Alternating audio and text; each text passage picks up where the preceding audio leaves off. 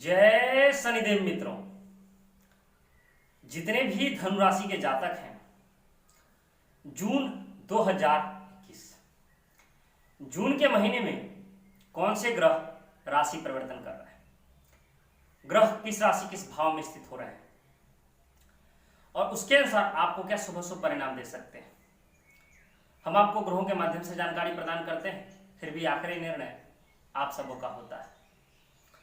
अगर आप अपनी कुंडली का विश्लेषण करवाना चाहते हैं, विशेष जानकारी पाना चाहते हैं, तो हम हर वीडियो में अपना फोन नंबर व्हाट्सएप नंबर आपको देते हैं।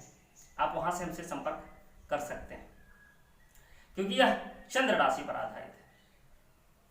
आप चाहे तो आप अपनी कुंडली का विश्लेषण अलग से करवा सकते हैं और आप स्वतंत्र हैं। राशिफल जानने से पहले हम आपसे दो शब्द कहेंगे। अभी महामारी का दौर चल रहा है, अपना ख्याल रखिए, अपनों का ख्याल रखिए।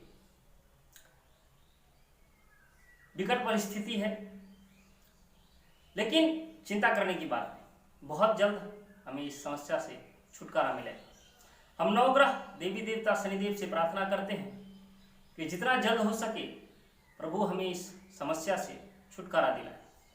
आपसे भी निवेदन है, कमेंट अवश्य कीजिएगा, जय शनिदेव अवश्य लिखिएगा। तो चलिए, जितने भी धनु राशि के जातक हैं जानते हैं जून का महीना कैसा रहेगा। आपके राशि के स्वामी होते हैं गुरु। गुरु तीसरे भाव में स्थित है और चंद्रमा का भी गोचर तीसरे भाव से ही हो रहा है। राशि के स्वामी तीसरे भाव में है, अच्छा है, बहुत कुछ बुरा परिणाम नहीं मिलेगा आपको। छोटी मोटी यात्राएं होंगी, अच्छा रहेगा आपके लिए। छोटे भाई बहन से भी आपको सहयोग प्राप्त होगा। बहुत कुछ अच्छा भी रहने वाला है आपके लिए ये महीना। हम ऐसे दो जगह बताएंगे जहां आपको विशेष ख्याल रखना चाहिए। आपके धन के स्वामी शनि होते हैं और शनि आपके धन स्थान पर ही विराजमान है, स्वराशि दूसरे स्थान। तो अच्छा है, स्वराशि के कोई भी ग्रह अगर स्थित हो तो अपने भाव को खराब नहीं करते।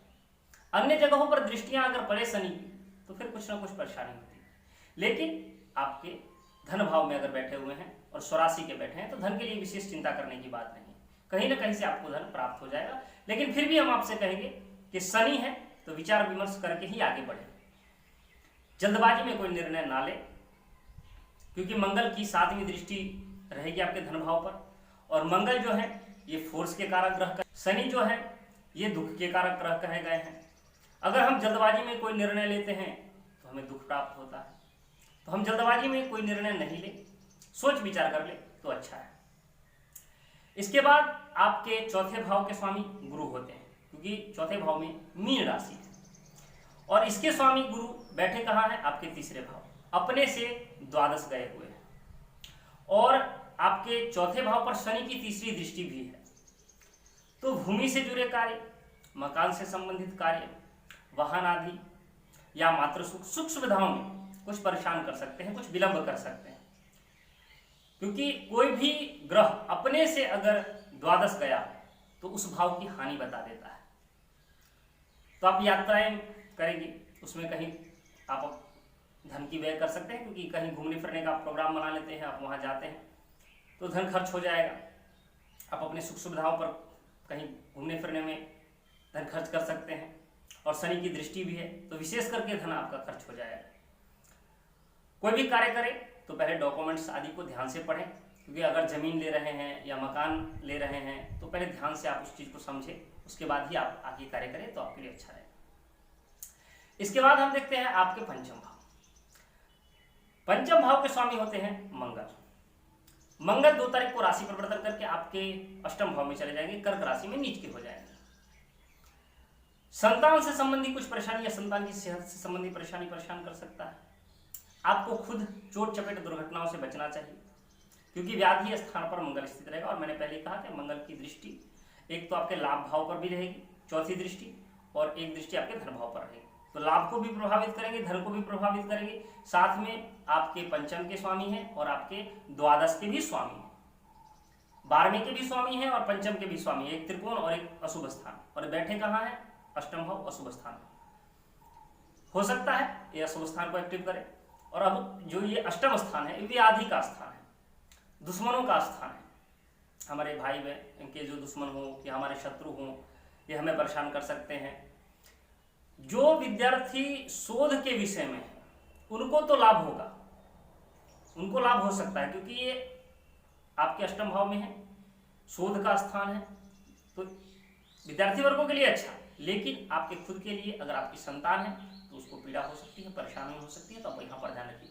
तो दो स्थान हमने आपको बताया, एक चौथा स्थान और एक आपका अष्टम स्थान, जहां मंगल परेशान कर रहे हैं और शनि परेशान कर रहे हैं। आपके छठे भाव में राहु विराजमान है और सूर्य 15 तारीख तक स्थित रहेंगे। आंशिक सूर्य ग्रहण भी लग रहा है इस महीने, बुध भी यहीं स्थित रहेंगे। ऐसे राहु छठे में अच्छे परिणाम देते हैं, साथ में सूर्य भी छठे में अच्छे ही परिणाम देते हैं। और काल पुरुष की कुंडली के अनुसार छठा भाव कन्या राशि का स्थान है और बुध का घर है, और बुध अपने ही घर में स्वराशि में स्थित है। तो आप शत्रुओं पर विजय प्राप्त करेंगे। रोग होगा तो ठीक हो जाएगा, परेशान होने की जरूरत नहीं है। ऋण लेना चाहते हैं मिल जाएगा, लेकिन हम आपसे कहेंगे कि ऋण मत लीजिएगा, क्योंकि राहु बैठा है। ऋण तो मिल जाएगा लेकिन अपव्यय हो जाएगा, क्योंकि राहु की दृष्टियां आपके 12वें भाव पर रही, वह स्थान पर। तो ऋण तो ले लेंगे, ऋण लेके आप बहुत पैसे वाले बन जाएंगे, आपकी इच्छा से ज्यादा आपको ऋण मिल सकता है, लेकिन लीजिएगा मत, सोच विचार कर कार्य कीजिए तो आपके लिए अच्छा है।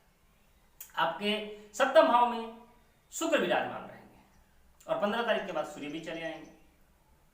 ऐसे सप्तम के लिए ठीक है, सूर्य शुक्र जो स्थित रहेंगे सप्तम भाव में, अच्छी स्थिति रहेगी। लेकिन फिर भी हम आपसे कहेंगे कि सप्तम स्थान है, सूर्य जब चले जाएंगे तो कुछ क्रोध आदि बढ़ा सकते हैं, तो इसका आपको विशेष ध्यान रखना होगा कि गुस्से से काम बिगड़ सकता है, तो गुस्सा मत कीजिएगा।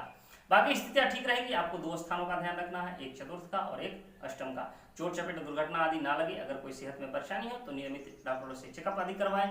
संतान का विशेष ध्यान रखें। भूमि वाहन मकान आदि अगर खरीदते हैं तो डॉक्यूमेंट्स को अच्छे से पढ़ें। सुख सुविधाओं में विशेष खर्च होगा तो इसका ध्यान रखिए। आप अपने बैंक बैलेंस को ध्यान में रखिए, उसके बाद ही आप खर्च कीजिएगा। वीडियो पसंद आई हो तो लाइक कीजिएगा, शेयर कीजिएगा, और कुंडली विश्लेषण करवाना चाहते हैं तो फोन कर सकते हैं, इससे आपको विशेष जानकारी प्राप्त होती है।